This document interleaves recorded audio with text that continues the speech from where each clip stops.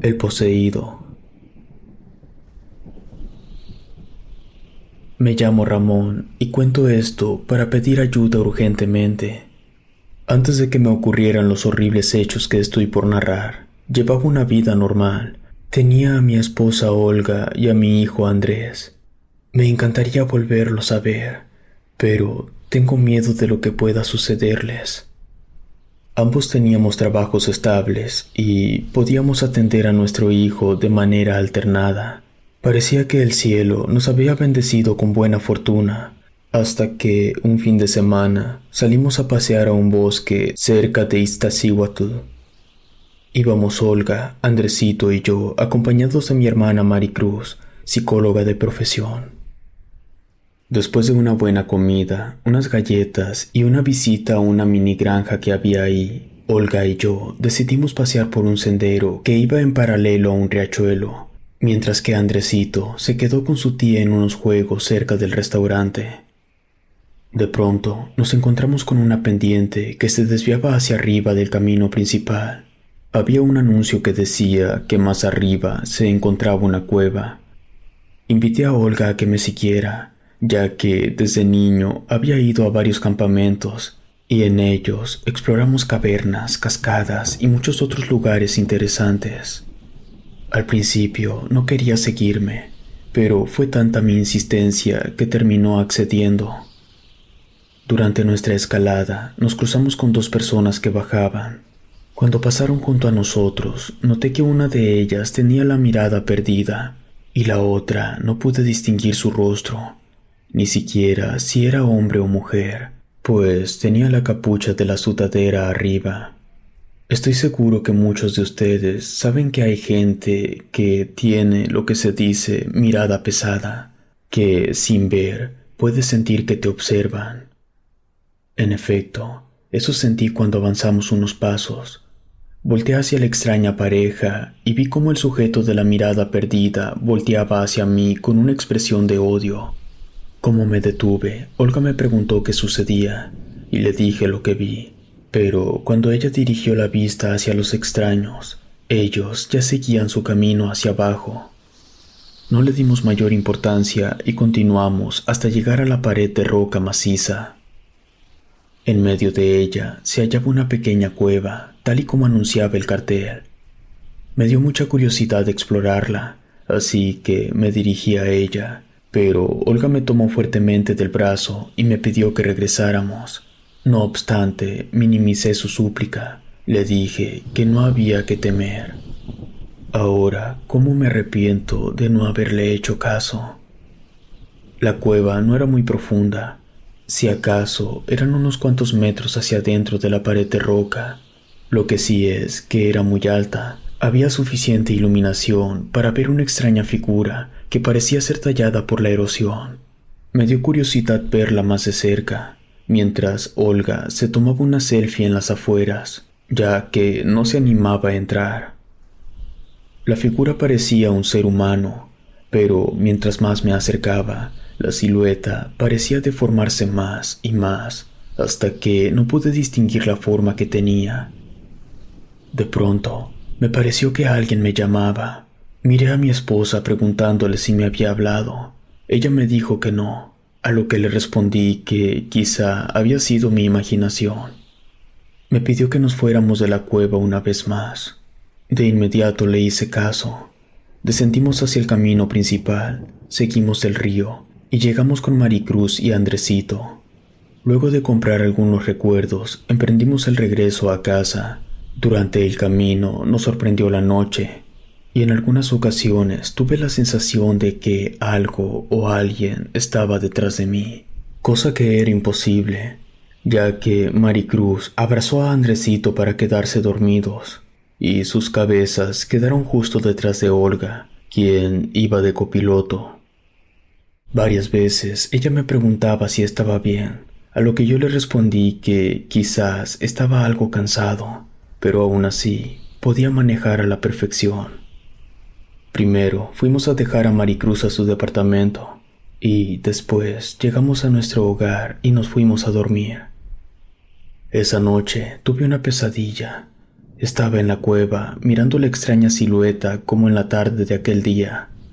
Pero esta vez, la figura comenzó a moverse y vi cómo le salían ojos y boca, de la cual se formó una siniestra sonrisa mientras clavaba su mirada en mí. Es cuestión de tiempo, me dijo con una voz de ultratumba. Después soltó una carcajada que, al recordarla, hace que se me hele la sangre. Desperté sobresaltado.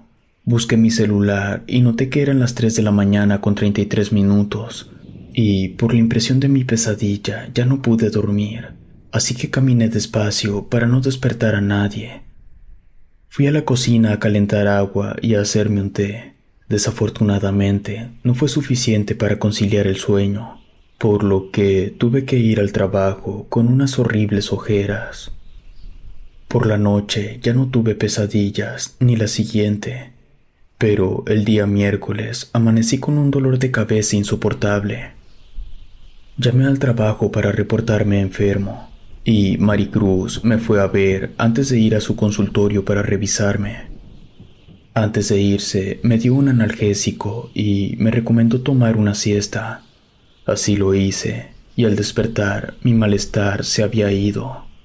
Gracias a ello, pude ir por mi hijo Andrés a su escuela, así que tomé las llaves del auto y en 20 minutos me estacioné doblando la esquina de mi destino. Sin embargo, al bajarme de mi auto y no haber dado más de 2 pasos, empecé a marearme y caí al suelo. De repente, todo a mi alrededor estaba oscuro. Pude sentir cómo me incorporaba y me pareció ver frente a mí una sombra con forma humana. Me dijo que era hora de irnos, y mi cuerpo, en contra de mi voluntad, se dirigía de vuelta al auto. Cuando me subí, vi la silueta sentada en el sillón del copiloto. Nunca supe en qué momento se había subido. Me ordenó manejar, lo cual obedecí. De ahí, mi vista empezó a oscurecerse hasta que ya no pude ver nada. A lo lejos, creí escuchar unos extraños alaridos y, en contraparte, la misma risa macabra que escuché en mi pesadilla. Juro que trataba con todas mis fuerzas de enfocar lo que sucedía a mi alrededor, pero fue inútil. Parecía como si algo o alguien me hubiera puesto una venda en los ojos. De pronto, los gritos cesaron y al final escuché una voz que me decía: «Buen trabajo». Tuve una laguna mental, ya que después me encontraba caminando a través de un parque que estaba cerca de la escuela de Andrés. Me preguntaba dónde estaba mi auto, en dónde lo había dejado, y poco a poco todo se hacía borroso, hasta que volví a cerrar mis ojos. De pronto abrí mis ojos y estaba a 2 pasos de la puerta de la escuela de mi hijo. Estaba de pie y de una mano tenía a Andrés. Lloraba desconsolado y me miraba asustado. Mi otra mano la tenía levantada como si fuera a darle a mi hijo una bofetada. Alrededor de mí había madres con sus hijos mirándome. Confundido, le pregunté a mi hijo si estaba bien. Él me respondió poco a poco, en medio de sollozos, que yo había llegado algo tarde por él, por lo que estaba muy preocupado. Al llegar yo, me quiso abrazar, pero rápidamente me aparté. Simplemente le tomé de la mano y le ordené que nos fuéramos. Mientras caminábamos, me decía que tenía mucha hambre, a lo que yo respondí que no molestara, como si estuviera enojado con él.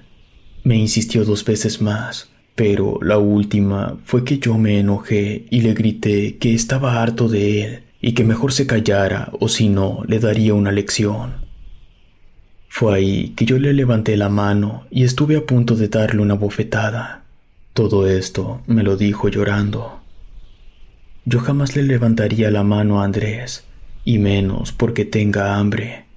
Así que, apenado, lo abracé y le pedí perdón. Estaba muy confundido, y le prometí que iríamos a comer a donde él lo pidiera. De a poco se calmó y aceptó. Le dije que fuéramos al auto. Cuando llegamos a donde lo había dejado, no estaba ahí. En esa zona siempre hay una persona que hace de vigilante, y le pregunté si había visto algo. Me quedé sorprendido cuando me dijo que vio a alguien muy parecido a mí echar a andar mi vehículo y se fue de ahí a gran velocidad. En verdad, estaba muy confundido. Le agradecí al vigilante por la información y rápidamente me dirigí a un ministerio público que estaba cerca de allí. Como se hacía tarde y Andresito tenía mucha hambre, llamé a Maricruz para que pudiera recogerlo y le daba las noticias respecto a mi auto. Ella me dijo que estaba ocupada con un paciente en su consultorio, por lo que mejor le avisara a Olga que se saliera del trabajo para recoger al niño. Llegó en unos 40 minutos. Yo solo encogí los hombros ante su mirada incrédula. Ella me preguntó si me había sucedido algo, porque tenía un aspecto terrible. Por la situación con Andresito, había olvidado que me había caído camino a recogerlo, por lo que le dije todo lo que recordaba.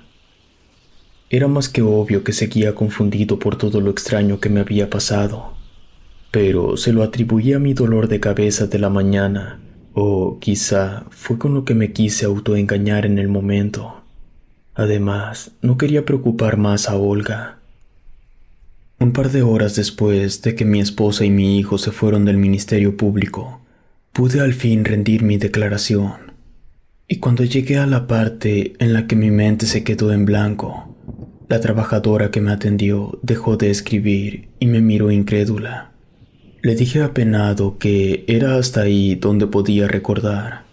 Desde luego, la empleada me empezó a decir que esperaba que diera todos los detalles que recordaba, porque si no, sería más difícil que pudieran recuperar mi auto. Después de varios sermones de parte de esa mujer y después del licenciado que me leyó el acta para que quedara constancia, salí ya anoche del lugar. Mientras andaba por la calle, no estoy seguro del por qué, pero sentía que alguien iba detrás de mí. Varias veces volteé para cerciorarme, y salvo una pareja de novios que pasó de largo al lado mío, no había nadie.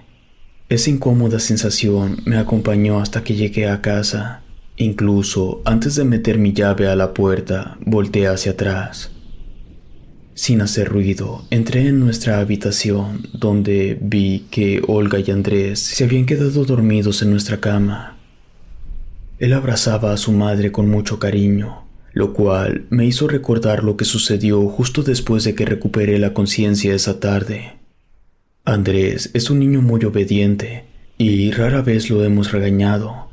Siempre hemos sido padres muy amorosos, y aunque en algunas ocasiones le hemos levantado la voz por alguna y que otra travesura, siempre ha sido un niño feliz.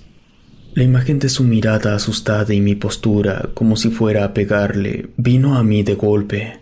Nunca lo había visto así de asustado. No pude evitar sentir un nudo en la garganta. Esa noche me fui a dormir a la sala, y al día siguiente me tomaría el día poniendo de pretexto el robo de mi auto, aunque en verdad quería aprovechar la tarde para jugar con él y compensar mis acciones. No obstante, en la mañana sucedió algo que, estoy seguro, detonó el siguiente suceso extraño. Olga fue a dejar a Andresito a la escuela y yo me quedé en casa. De pronto tocaron a la puerta. Se trataba de Judith, una chica linda que trabajaba en mi oficina. Me dijo que el jefe quería que le entregara unos documentos firmados que me había traído, por lo que le invité a pasar para que me los entregara. Por cortesía, le ofrecí un vaso de agua, el cual aceptó.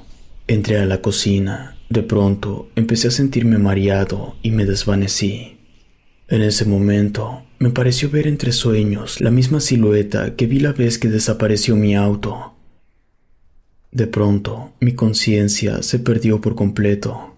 Cuando la recuperé, escuché la voz de Olga. Estaba furiosa. Abrí mis ojos como si hubiera despertado de una pesadilla, y lo que vi fue a Judith a mi lado. Yo la estaba besando y mi esposa nos estaba viendo. De pronto se abalanzó sobre mí a golpes y nos corrió a la chica y a mí de la casa. Ya afuera, Judith me dio una bofetada. Me dijo que se sintió usada, ya que yo le había mentido al decirle que me había separado de Olga. Estaba muy confundido, pero aún así traté de disculparme con Judith. Ella no quiso saber más de mí e inclusive me amenazó con demandarme por acoso si le volvía a hablar, por lo que preferí no seguirla.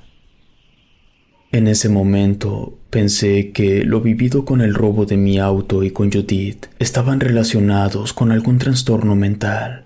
Por tal motivo me dirigí con Maricruz.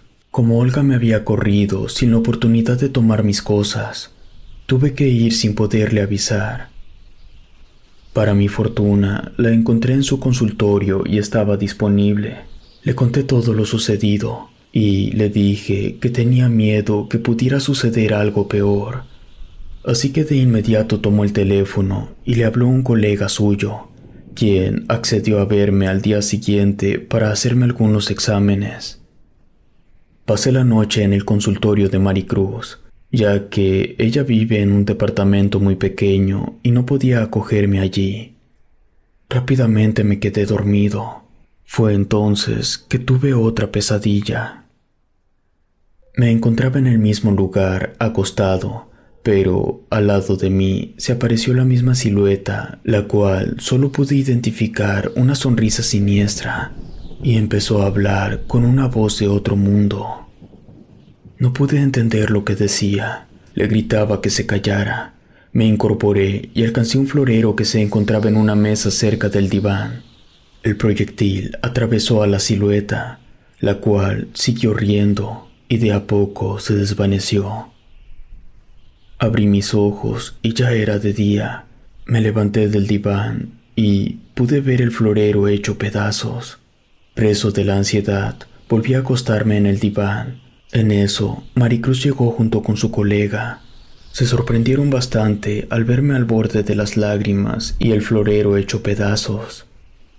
Convencido de que mi problema podría tratarse de un caso de personalidad múltiple o esquizofrenia, el colega de Maricruz me hizo algunas preguntas ahí mismo.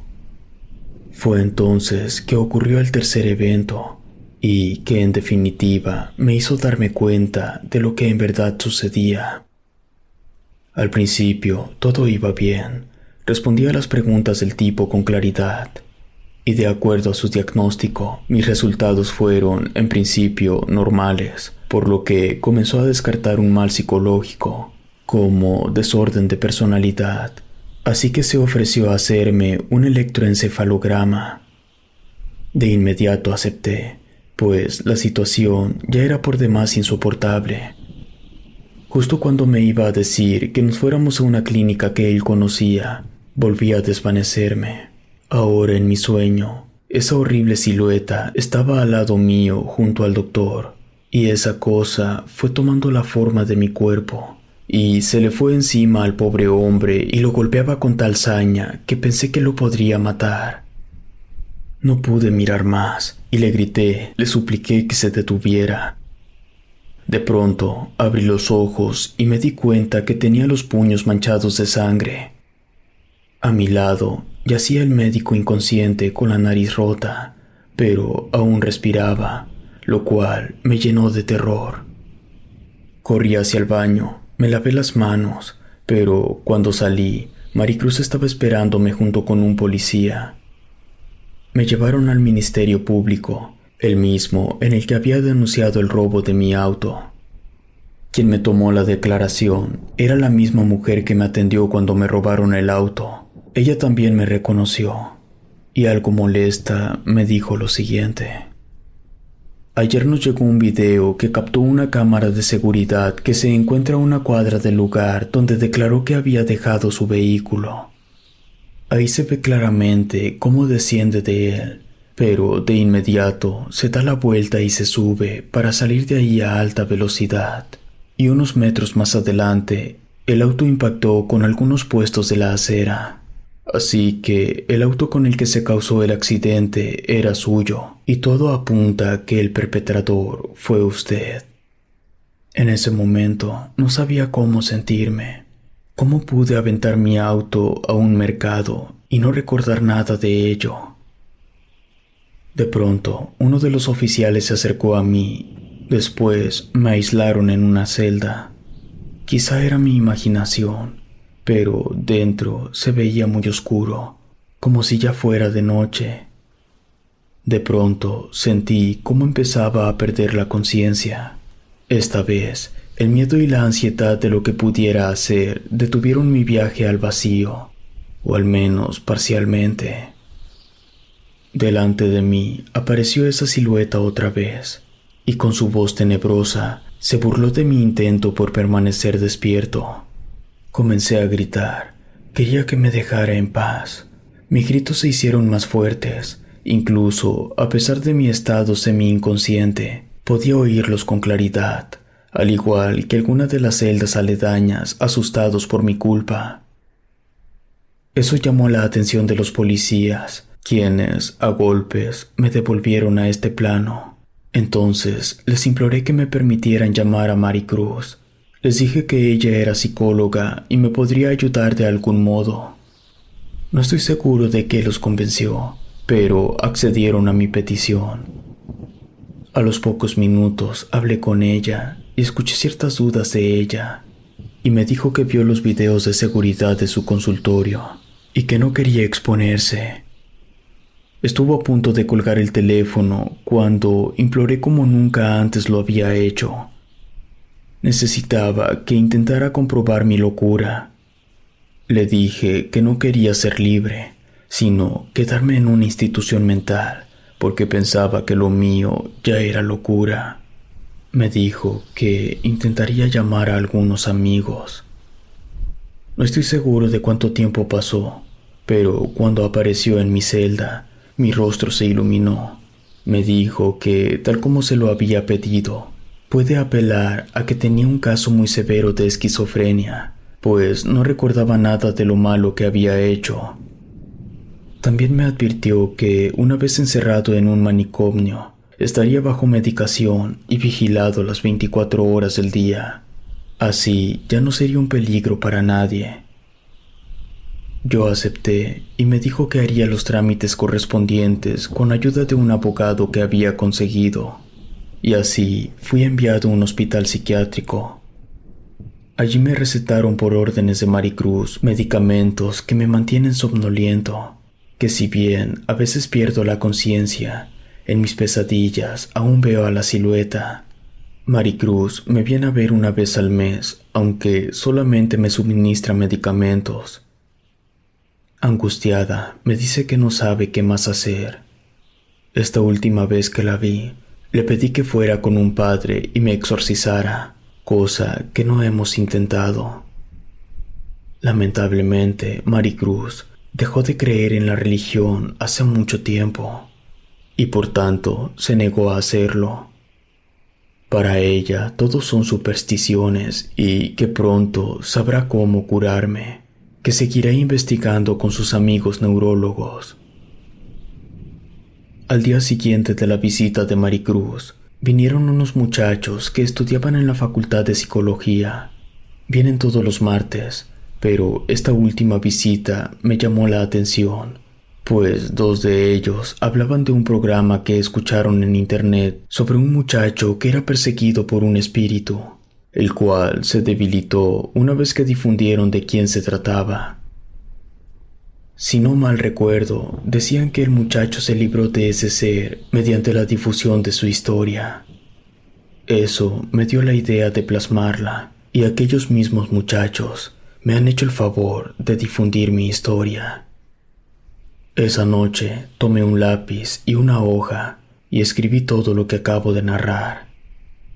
Por último, temo por mi alma, pero si lo que oí es verdad, quizá esto pueda ayudarme a volver a ser el de antes. De corazón, así lo deseo. Si te gustó esta historia, suscríbete activando la campanita para que no te pierdas lo mejor de Rede. Gracias por escucharnos. Relato escrito y adaptado por Efrén Herrera.